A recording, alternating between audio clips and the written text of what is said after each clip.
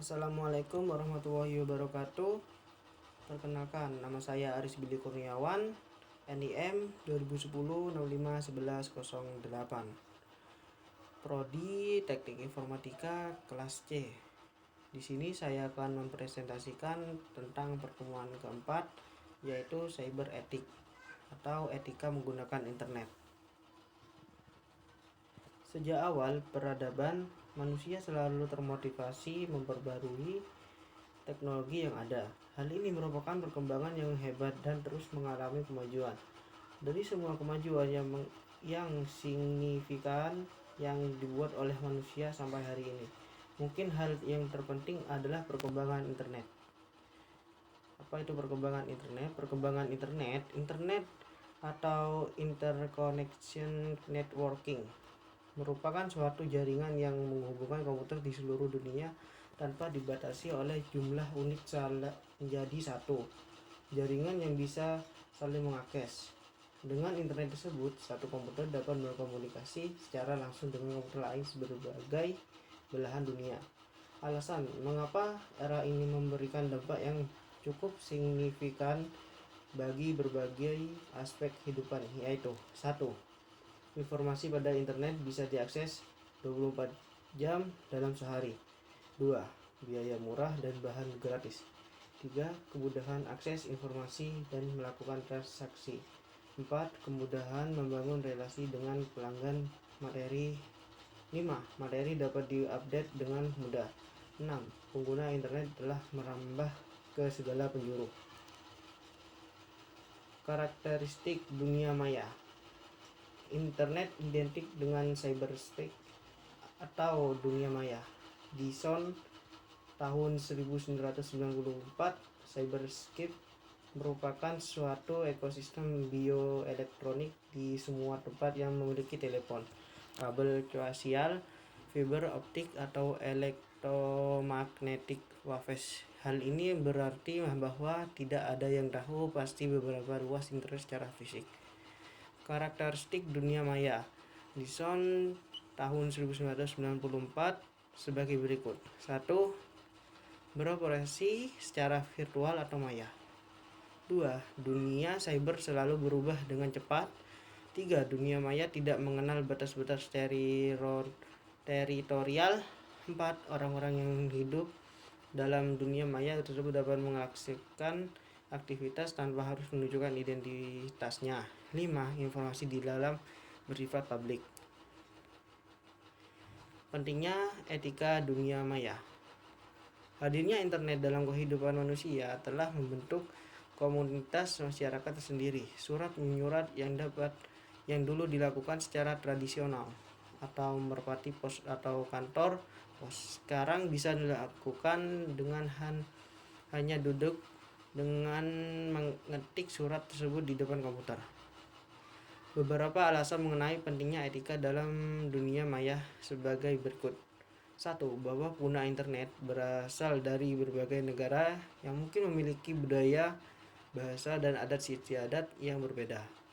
2. Pengguna internet merupakan orang-orang yang hidup di dalam dunia anonimus yang tidak mengharuskan pernyataan identitas asli dalam berinteraksi.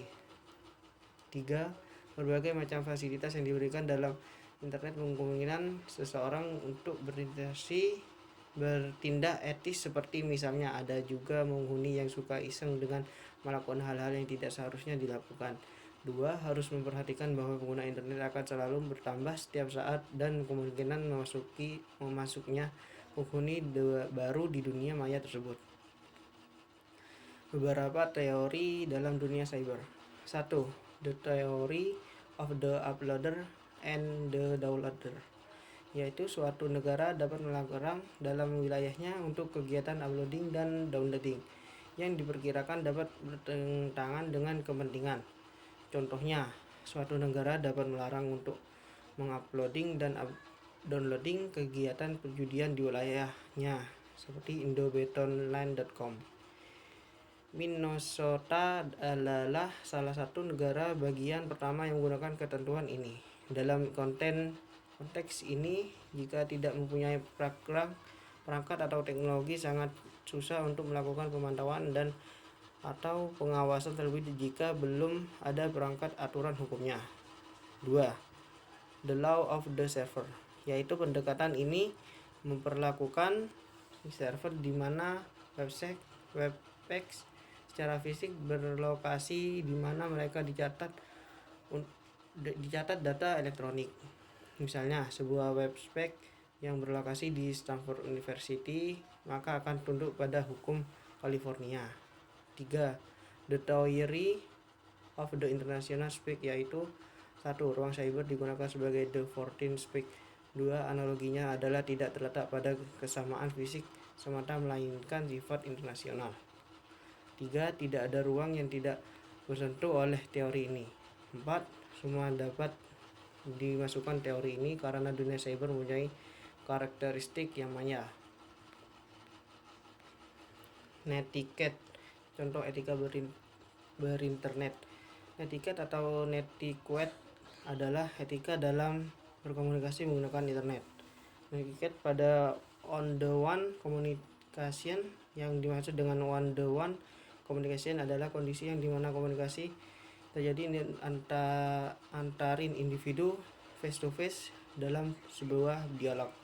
Contoh dari netiquette pada one-to-one communication adalah berkomunikasi via email. Hal-hal yang dilarang adalah 1. Jangan terlalu banyak mengutip. 2. Perlakuan email secara pribadi. 3. Berhati-hati dalam menggunakan huruf kapital. 4. Jangan menggunakan berbicara orang lain. 5. Jangan menggunakan CC atau carbon copy. 6. Jangan menggunakan format HTML. 7. Jawablah secara masuk akal. Netiquette pada one-to-one many communication. Konsep komunikasi one-to-many communication adalah bahwa satu orang bisa berkomunikasi pada beberapa orang sekaligus. Hal itu seperti yang terjadi pada mailing list dan net news. Informasi service pada perkembangan internet diberikan fasilitas dan berbagai layanan baru yang disebut layanan informasi server.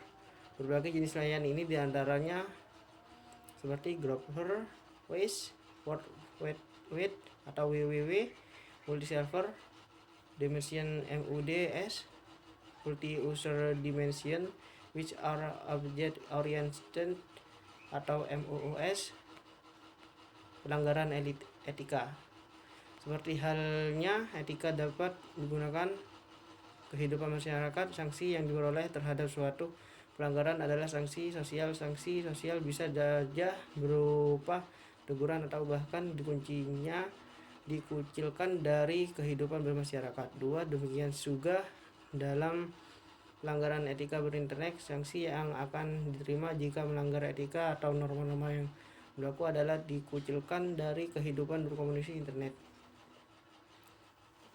Sekian dari saya, kurang lebihnya mohon maaf bila ada salah kata, mohon dimaafkan. Sekian dari saya, kurang lebihnya mohon maaf.